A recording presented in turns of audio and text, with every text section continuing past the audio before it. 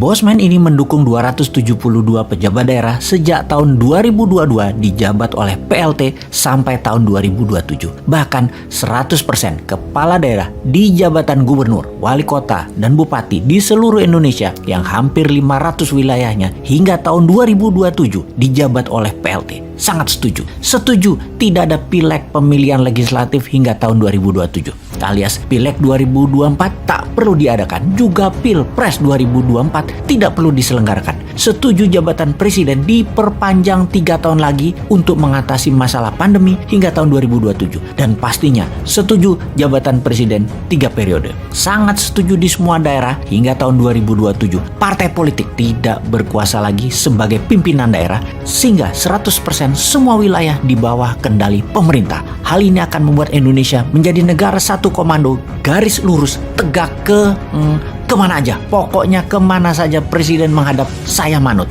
Anda orang terbaik, terjujur, dan timnya semuanya terbaik. Tidak ada tim di lingkaran pejabat seperti saat ini yang terbaik sepanjang Indonesia merdeka. Bahkan di dunia sekalipun tidak ada yang lebih baik dari tim yang saat ini menjabat di Indonesia. Bahkan dari 270 juta warga Indonesia, hanya merekalah yang terbaik yang saat ini menjabat. Oposisi itu pecundang semua. Yang berbeda pendapat itu pecundang semua. Semua orang pintar terbaik saat ini sudah menjabat semua. Itulah luar biasanya pemerintah kali ini. Terbaik. Karena itu misalnya, tindakan mem-PCR-kan orang sehat adalah solusi yang harus didukung. Walaupun di banyak negara antigen dan PCR difokuskan untuk mereka yang bergejala dan sakit, namun orang sehat yang berpergian di Indonesia menggunakan transportasi publik di-PCR-kan dan di-antigenkan adalah benar. Juga pihak swasta yang menyediakan jasa tersebut dengan berbayar mahal adalah strategi yang benar. Itu semua demi mengurangi pandemi dan efek negatif lainnya. Setidaknya karena mahal mereka malas berpergian sehingga penyebaran virus bisa teratasi.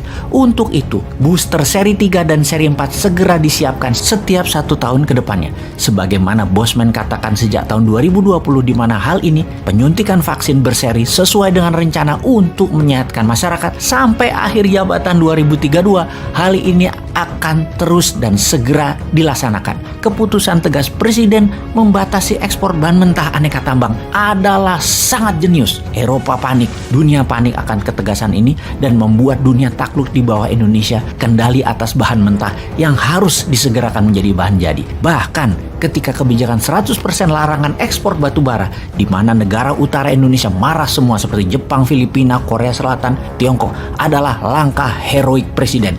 Hal ini sangat kami dukung. Bahkan ketika dibuka lagi batu bara untuk negara sahabat kakak tertua, batu baranya Indonesia harus bisa kembali ekspor lagi untuk mereka. Kami pun dukung. Pasti manfaatnya baik untuk negara karena yuan kembali masuk. Kasihan Tiongkok itu, walaupun kakak mereka mengemis-ngemis untuk batu bara kita. Untung ada orang yang paham tentang kakak tertua ini di kabinet sehingga kita bisa memberikan sedikit kebaikan untuk Tiongkok yang sangat tergantung batu baranya oleh kita. Salut, itulah strategi yang benar.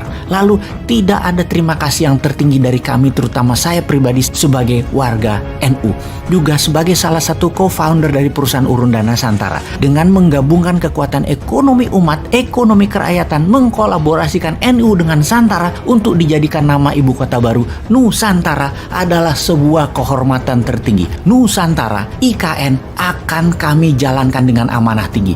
Dulu kami pernah meminta ke Sultan Jogja untuk mendapatkan sekeping lahan 2000 hektar Sultan Ground, di mana di wilayah ini kita akan jadikan seperti Hong Kong, City of London atau City of Venesia, di mana waktu itu kita akan membuat City of Mataram yang punya sistem keuangan dan administrasi berbasis blockchain dan lain sebagainya sebagai contoh negeri Wakanda yang baru dan nyata. Salah satunya kita akan menggunakan e-rupiah berbasis gold di City of Mataram tersebut. Akhirnya impian itu pun oleh Bapak Presiden dikabulkan walaupun dipindahkan tempatnya ke Kalimantan Timur, di wilayah yang lebih besar dari wilayah Sultan Groundnya Jogja, alhamdulillah, yaitu wilayah Kalimantan Timur Penajam.